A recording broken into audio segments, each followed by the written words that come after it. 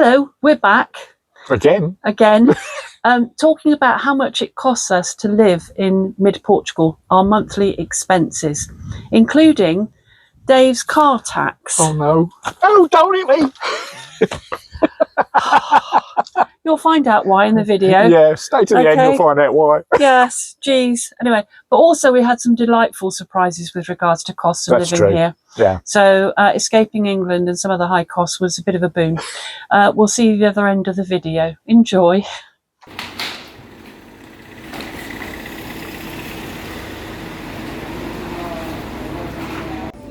So Fairy Liquid, €3.39, Weetabix, €4.79.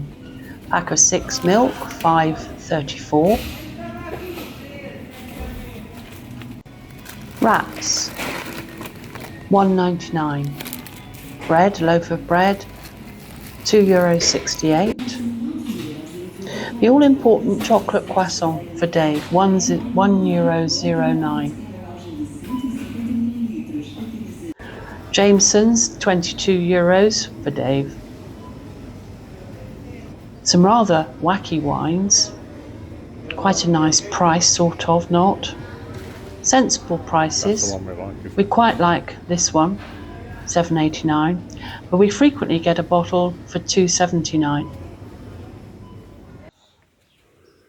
So this total lot came to €114.29, of which €15 was IVA, i.e. tax.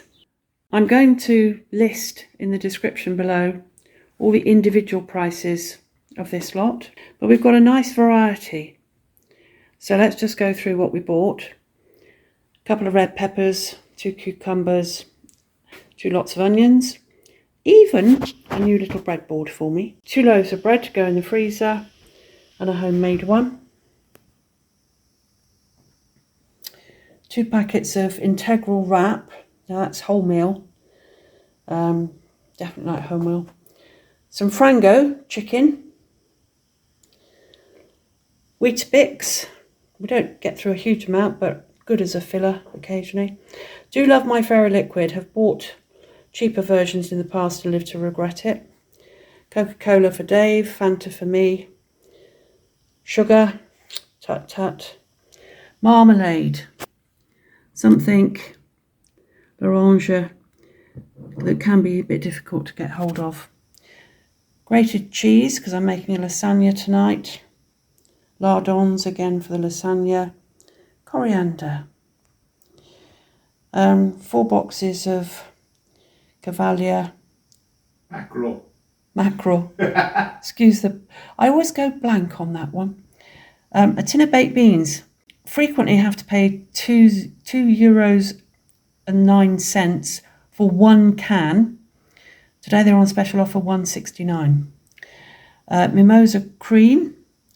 Coffee. We love Delta coffee. The guy that is in charge is very ethical. Milk. You can't buy fresh milk in cartons like you in the plastic bottles like you do in the UK. Not sure what you do out in the States, but this is UHT long life. However, it tastes reasonably good. The all-important fly spray, because midges galore at the moment. Favash, broad beans, avilash, peas. I'll let you into secret there for the ducks. Cornflakes. Dave's youngest son got us back into those when he came across last year. Haven't had them for decades. Nice bit of garlic bread. 2 lots of celery because we like to eat it, but also I use a lot in cooking. Bananas. I'm going to make a smoothie later on. Lettuce. Sagresh lager for Dave. And Summersby 0 alcohol pear cider for me. So, not a bad haul. Luckily Dave came with me because that whole lot together was a bit heavy. So that gives you a vague idea of our shopping bill for 1 week. Sometimes it's a lot more, depends on what's going on. To give you some idea though, I'm just going to refer to my notes here. For a household of 2 people, a monthly shop, if you are frugal, and bear in mind that some of the people grow their own vegetables and have their chickens provide their eggs. If only my ducks would do the same. You'll be talking about 300 to 450 euros per month. If you're mid-range, then 450 to 650 feels about the right amount. Obviously, the sky's the limit after that, if you want to buy purely organic, etc. So hopefully this has given you some indication of the food bill. Hi everybody, I'm going to try and give you some idea of what it might cost for the utilities, for household bills, etc. An electricity bill, and bearing in mind we cook 100% by electric, an electricity bill for the month is averaging about 110, 120 euros each month. And we also use electricity for the swimming pool pump, which is on about 8 hours a day. For heating, we've got a pellet burner, a wood pellet burner, which I put in some time ago.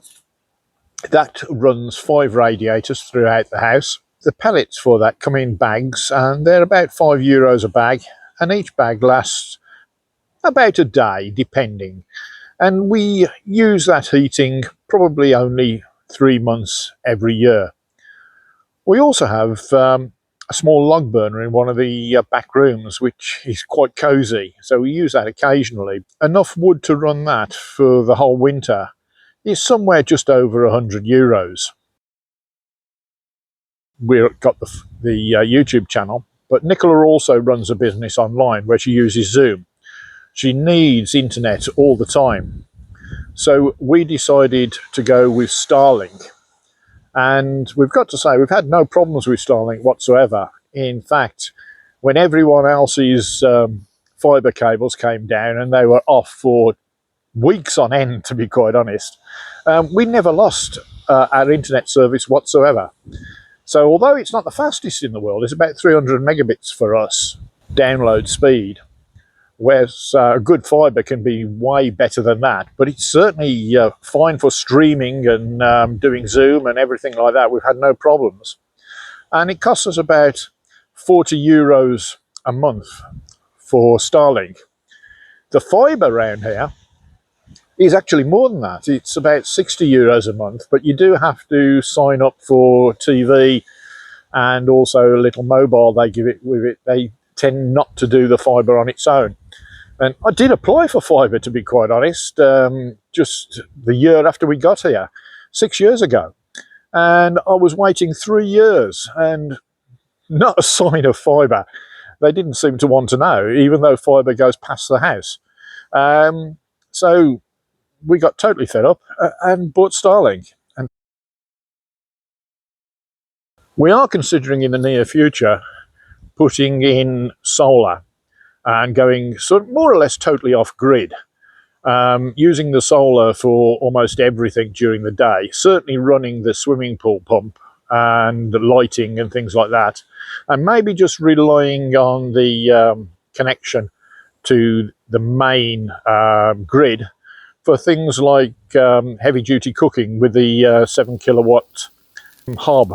Solar, I think if you can get a reasonable solar system, it's the way to go here. We get so much sunshine and it wouldn't be that expensive. The panels are about €100 each, 500 watt panels.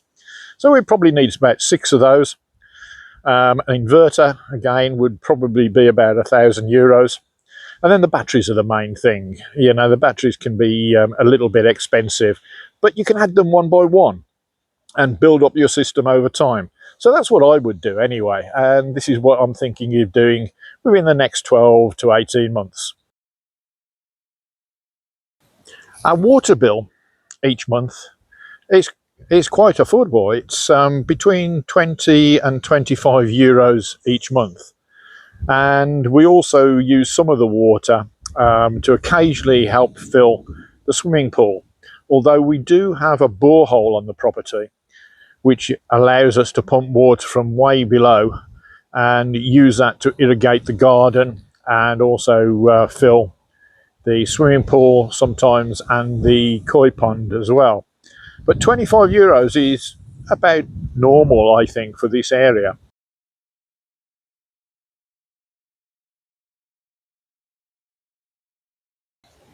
Our council tax back in the UK was over £230 per month. £230 per month. Council tax here, we couldn't believe it. We got a bill for €50, and you know, we thought, well, €50 a month it must be. No, €50 half a year. So we pay €100 a year for council tax, as against £230 per month back in the UK. It's great. When we moved over here back in 2000 and late 2018, we drove over in our car, my Ford Focus ST 2.5 litre. I've always been into motorsport and fast cars, and love that car. So we brought it over, and once we were here, we applied to get it legal in Portugal, a process called matriculation.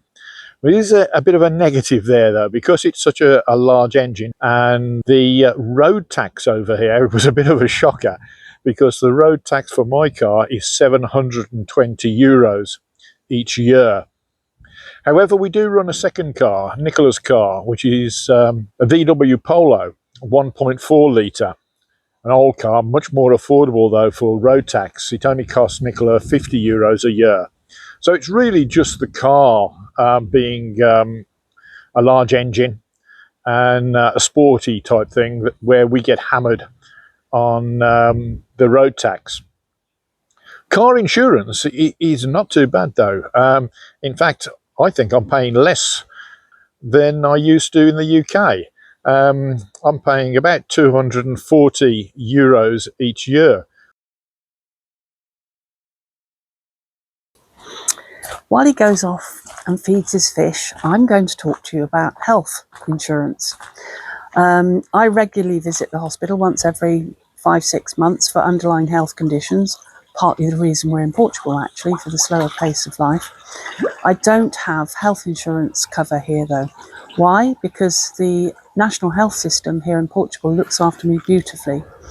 I will caveat that and say you need private health insurance until you get your residency. That's an important fact to take in mind. But the health system here has been brilliant. I've had all sorts. Dave's had some treatment as well. So that's why we don't know too much about it, because we don't have it.